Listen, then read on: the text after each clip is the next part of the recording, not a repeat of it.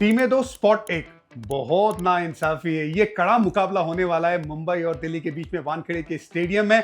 लेकिन दोनों ही टीमें ना एक ही नाव में सवार है ऐसा लगता है। बहुत रोचक मुकाबला हुआ था पिछली बार जब आमने सामने मिले थे ना।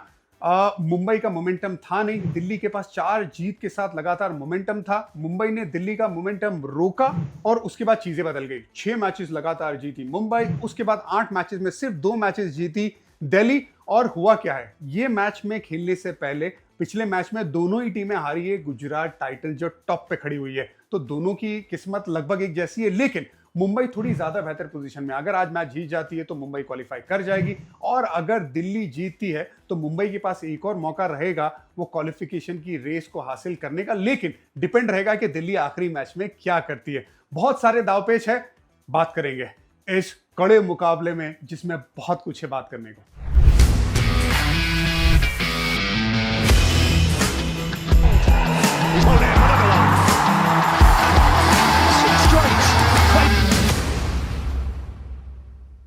देखिए मुंबई के साथ पिछले मैच में क्या हुआ था गुजरात टाइटंस के सामने। 10.3 ओवर में 97 पे 2 विकेट थी। मतलब पूरी तरह से गेम में थे, ऐसा लग रहा था कि भाई 200 का टारगेट देगी गुजरात टाइटंस को मुंबई इंडियंस की टीम। लेकिन हुआ क्या, अगले 41 गेंदों में सिर्फ 25 रन बनाए, 5 विकेट गिरा दी। सारे मिडिल ऑर्डर बैट्समैन ध्वस्त हो गए, चाहे वो तिलक, हार्दिक, कॉर्बिन बॉश। अब जब ये सारे आउट हो गए जल्दी से, तो फिर वो स्कोर बहुत बिलो पार बना था। 150 के करीब अगर ये स्कोर बनता है वानखेड़े की पिच पे, तो आपके लिए ना वो लगभग जो हार है वो तय होती है। लेकिन फिर भी क्योंकि उनकी गेंदबाजी कमाल है, जसप्रीत बुमराह कमाल का उनके पास गेंदबाज है, तो वो लड़े थे, आखिर तक लड़े थे। आखिर में तो ऐसा था कि अगर दीपक चहर गेंदबाजी ना करते, हार्दिक गेंदबाजी करते, या बुमराह या ट्रेंट में से किसी एक का एक ओवर बाकी रहता, तो चीजें बदल सकती थी। खैर, उससे छोड़ के अब आगे बढ़ना पड़ेगा मुंबई इंडियंस को। इंपॉर्टेंट क्या है, देखिए शुरुआत बहुत अच्छी मिल रही है मुंबई इंडियंस को। लगातार रिकल्टन अच्छी शुरुआत दे रहे हैं, सेकंड हाईएस्ट स्कोरर है मुंबई इंडियंस के। उसके साथ रोहित शर्मा का भी फॉर्म है। ये अच्छी शुरुआत देना बड़ा जरूरी है इस मैच में। उसका रीजन है कि दिल्ली कैपिटल्स के पास ना नई गेंद की इतनी अच्छी गेंदबाजी नहीं है, लेकिन स्पिनर बहुत अच्छे हैं। स्पिनर उनके पास अच्छे हैं। हालांकि इतना फॉर्म अभी नहीं है कुलदीप यादव का पिछले कुछ मैचेस से, लेकिन वो फॉर्म में आ सकते हैं। उसकी उस तरीके की काबिलियत रखता है ये गेंदबाज। अक्षर पटेल गेम को बना सकते हैं, और बहुत अच्छा मैचअप भी रहेगा अक्षर पटेल बनाम सूर्य कुमार यादव का। तो बहुत जरूरी है कि रिकल्टन और रोहित शर्मा अच्छा स्टार्ट दे, और इफ नॉट नंबर 3 वाला बल्लेबाज भी कंट्रीब्यूट करे। तो ये बड़ा जरूरी हो जाएगा। देखिए रायन रिकल्टन चले जाएंगे प्लेऑफ्स के बाद, उनकी जगह पे जो भी बल्लेबाज आएगा, मुझे लगता है, देखिए बेस्टो को लिया है, लेकिन उसके बारे में एक मेरी राय है, वो अगले वीडियो में जरूर मैं बताऊंगा। बहुत बड़ा नुकसान होगा रिकल्टन के जाने से। Right and left hand combination ना मुंबई इंडियंस प्लेऑफ में हो जाती है क्वालिफाई, तो मिस करेगी। क्या मुंबई इंडियंस बहुत ज्यादा डिपेंडेंट है सूर्य कुमार यादव पे? देखिए 500 से ज्यादा रन बना दिए, 170 का स्ट्राइक रेट है। पिछले मैच में हमने देखा था जैसे ही वो आउट हुए ना, फट फट फट फट विकेट गिर गई। साई किशोर ने उन्हें फंसाया था। क्या अक्षर पटेल वो काम कर सकते दिल्ली के लिए सूर्य कुमार यादव के सामने? अब उनका बल्ला चला तो मतलब मुंबई का काम बहुत आसान हो जाता है। गेम बहुत अच्छे से फिनिश भी कर पाते बाकी बल्लेबाज। तो उन पे डिपेंडेंसी तो है, ये मेरा मानना है। आपका क्या मानना है बताइएगा जरूर। दूसरी बात, जसप्रीत बुमराह। देखिए जसप्रीत बुमराह एक क्लास मैच विनर है। रोहित शर्मा उनको अलग तरीके से चलाते थे, एक एक, और फिर आखिर में 2 ओवर हार्दिक पांड्या थोड़ा अलग चलाते हैं।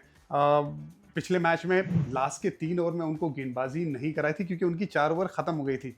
ये बहुत मुश्किल रहता है डिसीजन, लेकिन वो डिसीजन ना इसलिए भी रहता है क्योंकि जसप्रीत बुमराह उस तरीके की काबिलियत लेके आते। कोई भी फेज ऐसा नहीं होता जहां पे 7 से ज्यादा उनकी इकोनॉमी जाती है। अभी भी बाकी सारे गेंदबाज देख लो आप, चाहे वो डेथ में गेंदबाजी करे, पावर प्ले में गेंदबाजी करे, सबकी इकोनॉमी हर एक टीम में से लगभग आपको वो 9 या 10 की इकोनॉमी देखने को मिलती है। लेकिन बुमराह की इकोनॉमी अंडर 7 रहती है।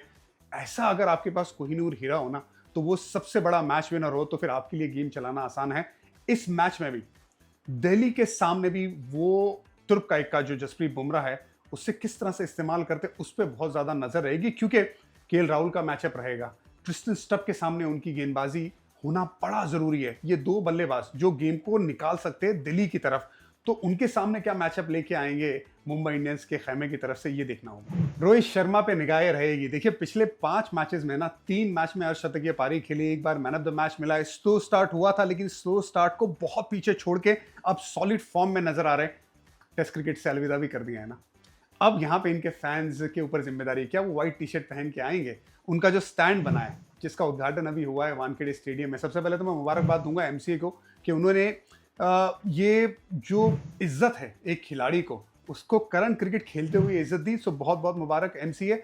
अब यहाँ पे ना क्या रोहित शर्मा अच्छे फॉर्म में आके वहां पे एक छक्का लगाते हैं क्या? अगर ऐसा हुआ तो वो मुझे लगता है इस मैच की हाईलाइट बन जाएगी, और उन्होंने अच्छा स्टार्ट दे दिया इस इंपॉर्टेंट मुकाबले में, वो भी जरूरी होगा मुंबई इंडियंस के लिए।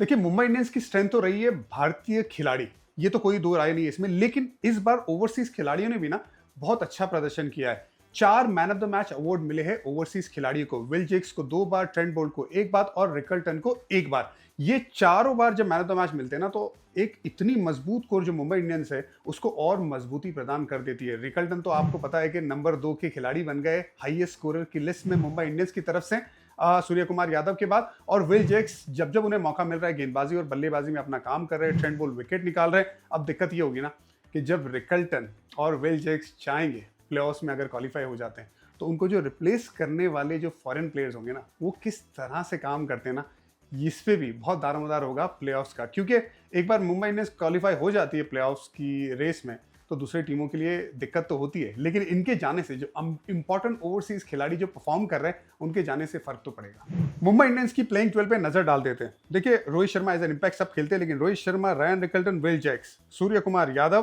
तिलक वर्मा, हार्दिक पांड्या, नमन धीर और मिचेल सैडनर नंबर 8 पे, ताकि आपकी बैटिंग जो है ना वो एकदम पुख्ता हो जाए। फिर दीपक चहर, जसप्रीत बुमराह, ट्रेंट बोल्ट और करण शर्मा। करण शर्मा आपको याद होगा केएल राहुल को आउट किया था पिछले मैच में, तो ये मैचअप भी देखने के लिए ये मैं आतुर हूं। देखिए, डीसी ना बहुत एक्सपोज हुई पिछले मैच में गुजरात टाइटंस के सामने।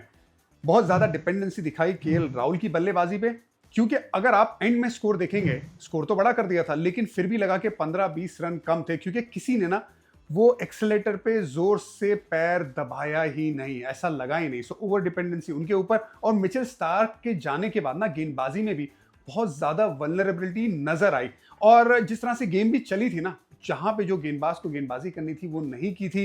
अब नटराजन नई गेंद के गेंदबाज कब से बन गए यार, वो तो काम करते बीच में और आखिर में ना, पावर प्ले में शायद एक ही ओवर डालते, वो नया बॉल डाल रहे थे। चमीरा नए बॉल का गेंदबाज है, वो डाल रहा था, बाद में गेंदबाजी कर रहा था। तो अक्षर पटेल की कप्तानी भी जो है ना, उस पर भी थोड़े सवाल उठे थे पिछले मैच में।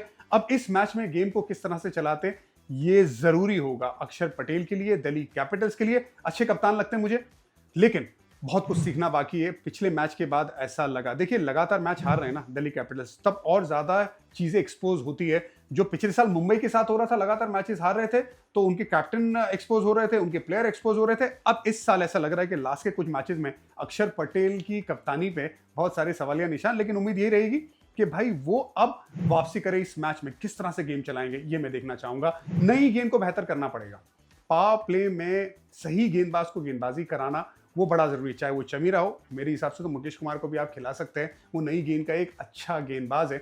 तो ये बड़ा जरूरी होगा कि नई गेंद से विकेट निकाले, ताकि इनके स्पिनर जो है, 3 अच्छे स्पिनर है, खुद अक्षर पटेल भी है ना, गेम में अच्छे से आ सके। केएल राहुल की तो बात करनी पड़ेगी। देखिए, जबरदस्त सेंचुरी बनाई थी। अब ऐसा खिलाड़ी है ना, उसे आप कह दो कि 5 नंबर बैटिंग करना है, कहता है यस सर। 4 नंबर बैटिंग करना है, यस सर। नंबर 3 बैटिंग करना है, यस सर। ओपन करना है, यस सर। कीपिंग करना है, यस सर। भाई संकट मोचन, ये कोई भी काम कर सकता है। टेस्ट क्रिकेट में भी आप अलग अलग नंबर पे इन्हें बैटिंग करा दो, वनडे में भी भाई ये नंबर 5 पे बैटिंग कर सकता है। इसके पास जो काबिलियत है ना, वो किसी और के पास है नहीं। इसके पास जो कंसिस्टेंसी है, आप अगर उसके आंकड़े देखोगे ना, लास्ट के 4-5 साल की कंसिस्टेंटली 500 के आंकड़े के पास पहुंचना, ये करके दिखाता है केएल राहुल। एक कमाल का खिलाड़ी है, और इसी वजह से डिपेंडेंसी भी बहुत ज्यादा दिल्ली कैपिटल्स की केएल राहुल के ऊपर है। अब यहां पे भी ना, इतने क्रूशियल मैच में आखिरी के 2 मैचेस बचे दिल्ली कैपिटल्स के, वहां पे बुमराह का सामना किस तरह से करेंगे, अगर करण शर्मा आते तो उनका सामना किस तरह से करेंगे, मिचेल सैडनर का सामना किस तरह से करेंगे। ये गेम में ना, ये जो मैचअप रहेंगे केएल राहुल के सामने, ये बहुत इंपॉर्टेंट है। और जितनी लंबी पारी चलेगी केएल राहुल की, उतनी ज्यादा लंबे सांसें चलेगी दिल्ली कैपिटल्स की। अभिषेक पोरेल का एवरेज 26, फाफ डुप्लेसी का एवरेज 24, फ्रेजर मैकगर्क का एवरेज 9, और अगर करुण नायर का एवरेज निकाल दो तो 22। अगर आप देखें ना, ये कंबाइन एवरेज टॉप 3 बल्लेबाजों का, जिन्होंने 1, 2, 3 नंबर पे बैटिंग की है, उनका औसत मिलता है लगभग 26, और स्ट्राइक रेट 144। ये सेकंड वर्स्ट लोएस्ट में आपको नजर आएगा टॉप 3 बल्लेबाजों का आंकड़ा, एवरेज और स्ट्राइक रेट का।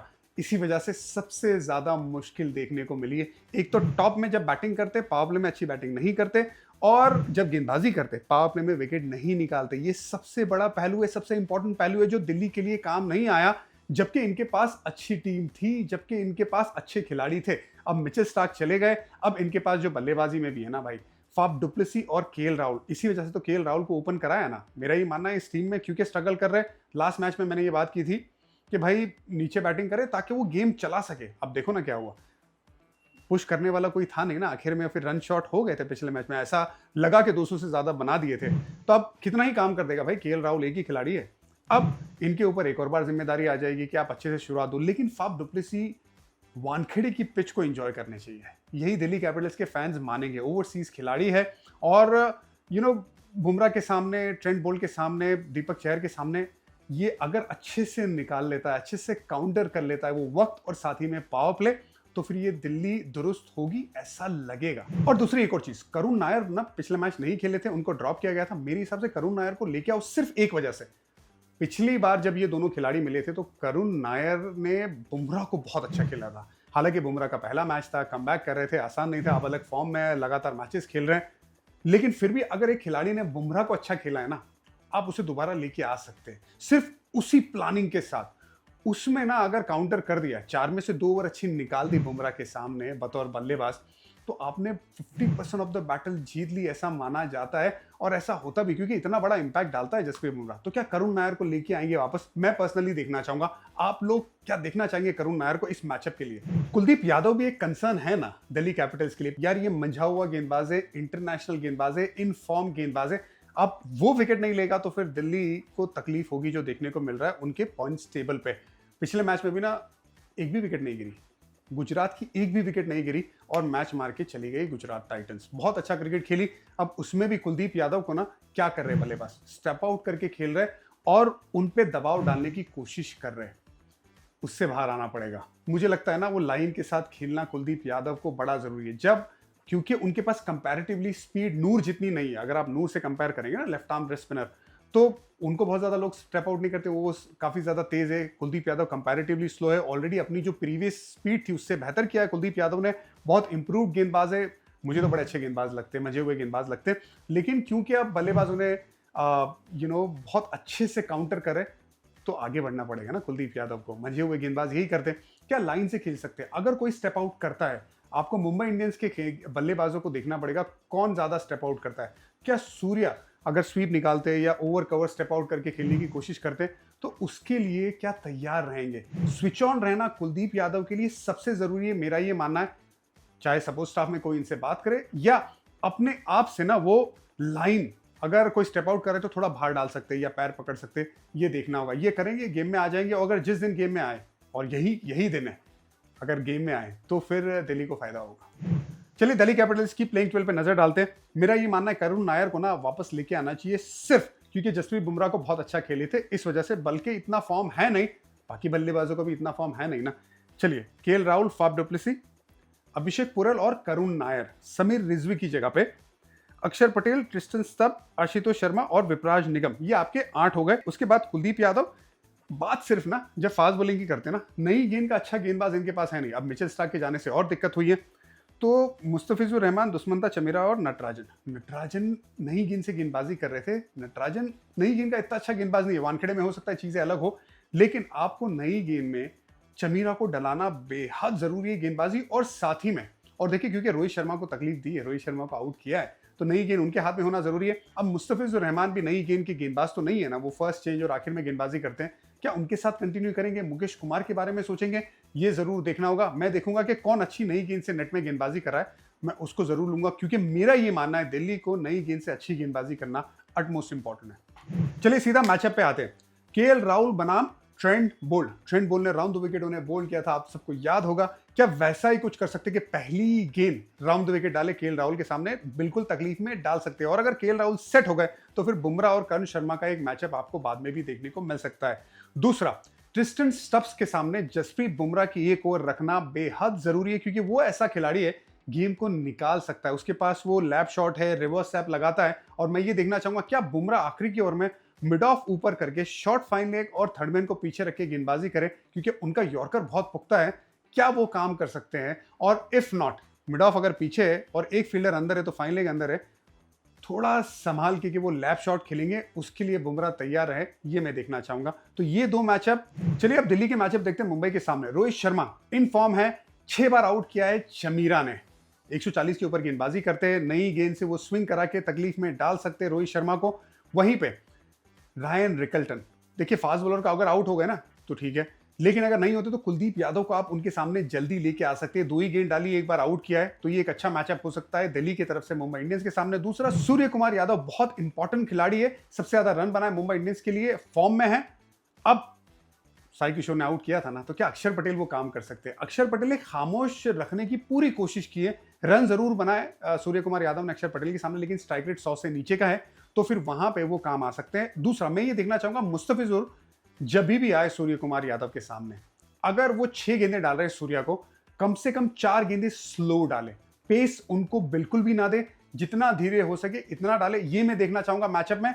अब अगर ऐसा हुआ तो मैचअप फिर में जो जीत है वो मुस्तफिजुर की हो सकती है। मेरा अभी भी मानना है ये मैच में मुंबई बहुत स्ट्रांग है, मुंबई का फॉर्म भी कमाल का है, दिल्ली ने अपना फॉर्म गंवाया है, तो मुंबई अपने घर में भी खेल रही है। अगर टॉस जीता और उनकी अगर पहले गेंदबाजी आ गई तो चेस तो वो कर जाएंगे, क्योंकि गेंदबाजी में स्ट्रगल कर रही है दिल्ली कैपिटल्स। और अगर टॉस पे दिल्ली जीती तो फिर उनको अच्छा क्रिकेट खेलना पड़ेगा ये मैच जीतने के लिए। मुझे लग रहा है मुंबई। आप लोगों को क्या लग रहा है बताइएगा।